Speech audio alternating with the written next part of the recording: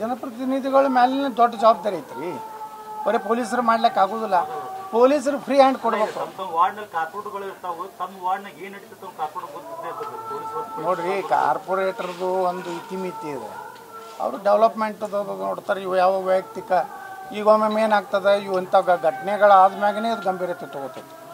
ಅವ್ರು ಯಾರೋ ಲವ್ ಮಾಡ್ತಾರೆ ಅಂದ್ಕೊಳ್ಳೆ ನೀ ಯಾವ ಕೇಳೋಂತಾರ. ನಾಳೆ ಕಾರ್ಪೊರೇಟರ್ ಬಿಟ್ಟು ಇದನ್ನು ಮಾಡ್ಕೋತಾರೆ ಹೇಳೋಕ್ಕಾಗೋದಿಲ್ಲ. ಕಾನೂನಾತ್ಮಕವಾಗಿ ಈ ಗಾಂಜಾ ಮುಂದೆ ಇದು ಮಾಡಿದ್ರಂದ್ರೆ ಈಗ ಅವ್ನು ನಿಷೇಧಾಗ ಏನು ಮಾಡ್ತಾನೋ ಅವನಿಗೆ ಖಬರ್ ಇರೋದಿಲ್ಲ ಮೈ ಮೇಲೆ. ಮತ್ತೊಂದಲ್ಲಿ ಸ್ಟ್ಯಾಬಿಂಗ್ ಮಾಡಿ ಅಲ್ರಿ ಈಗ ದಾವಣಗೆರೆಗೆ ಹೋಗಿ ಅವನಿಗೆ ಏನೋ ಅದು ಗುಂಗು ಇಳಿತಾನ ಅವನಿಗೆ ಗೊತ್ತೇ ಆಗೋದು ತಾ ಏನು ಮಾಡ್ಲಕತ್ತೀವಿ ನಾವು. ಅದು ಮೂಲ ಅಂದ್ರೆ ಅದನ್ನೇ ನೀವು ಇದು ಮಾಡಿರಿ.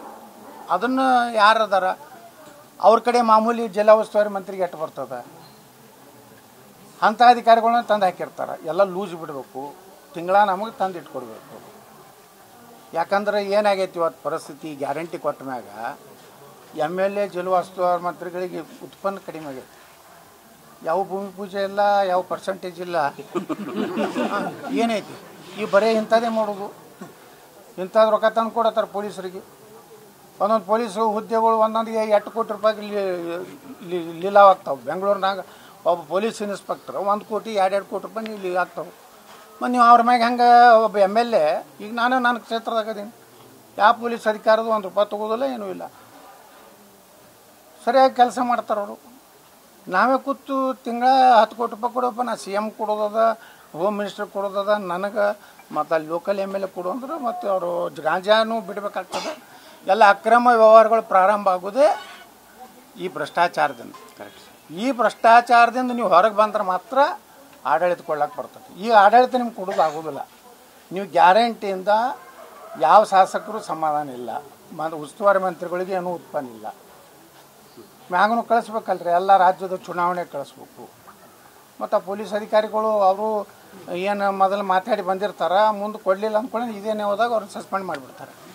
ನಿನಗೆ ಹೇಳಿದ್ದೆ 2 ಕೋಟಿ ತಂದು ನೀನು ಕೊಟ್ಟಿಲ್ಲ, ಅದಕ್ಕೆ ಇದು ಸಿಕ್ಕಿ ಬಾ ಮಗನ ಅಂತೇಳಿ ಅದು ಪಾಪ. ಸ್ಥಳೀಯ ಶಾಸಕರು ಮೊನ್ನೆ ಪ್ರಸಾದ್ ಅಭಯ್ ಅವರು ಲೇಟ್ ಆಗಿ ಬಂದು ಸಾಂತ್ವನ ಹೇಳಿದ್ರು. 8 ದಿವಸ ಬಂದ್ರೆ ನಾನು ಕೇಳುವಂತ ಒಂದು ಕ್ವಶನ್ ಕೇಳಿದ್ರೆ ನಾವು ಫೋಟೋ ಪೇಸ್ ಬರುವಂತ ಅವಶ್ಯಕತೆ ಇಲ್ಲ ಅಂತ ಹೇಳ್ತಾರೆ.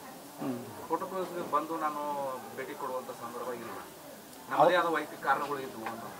ಅವ್ರಿಗೆ ನೋಡ್ರಿ ಏನಾಗ್ಬಿಟ್ಟದ, ನಮ್ಮ ಹಿಂದೂಗಳು ಹೊಟ್ಟೆ ಬೇಕಾಗಿಲ್ಲ ಅವನಿಗೆ. ಇಲ್ಲಿ ಕೆಲವೊಂದು ಕಡೆ ಹಂಗೆ ಅದಾವ ಕ್ಷೇತ್ರಗಳು.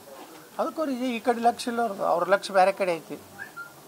ಅವ್ರ ಲಕ್ಷ್ಯ ಅಲ್ಲಿ ಎಲ್ಲೋ ಮೈಸೂರಿನಾಗ ಟಿಪ್ಪು ಸುಲ್ತಾನ್ ವಿಮಾನ ನಿಲ್ದಾಣಕ್ಕೆ ಹೆಸರು ಹಿಡಿದ ಕಡೆ ಗಮನ ಇತ್ತು ಅವ್ರದ್ದು. ಹಳೆ ಹುಬ್ಳ್ಯಾಗ ಐತಿ, ಮೈಸೂರು ವಿಮಾನ ನಿಲ್ದಾಣ ಮ್ಯಾಗ ಐತಿ. ವಿಧಾನಸೌಧದಾಗ ಹೇಳಿದ್ರು ಅದಕ್ಕೆ ಟಿಪ್ಪು ಸುಲ್ತಾನ್ ಇದು ಬಿಡಿರ್ಬೇಕಂತ. ಮತ್ತು ಆ ಮೆಂಟಾಲಿಟಿ ಇದ್ದವ ಯಾಕೆ ಬರ್ತಾನೆ ಇಲ್ಲಿ? ಬರಬೇಕಾಗಿತ್ತು, ಇಲ್ಲಿನೂ ಬರಬೇಕಾಗಿತ್ತು. ನೇರ ಮಟ್ಟಗಾರ ಬಂದಿದ್ರಲ್ರಿ, ಅವ್ರದ್ದೇ ಎಲ್ಲ ಕ್ಷೇತ್ರ. ಅದು ಹಿಂದ್ಗಡೆ ಬಂದರು.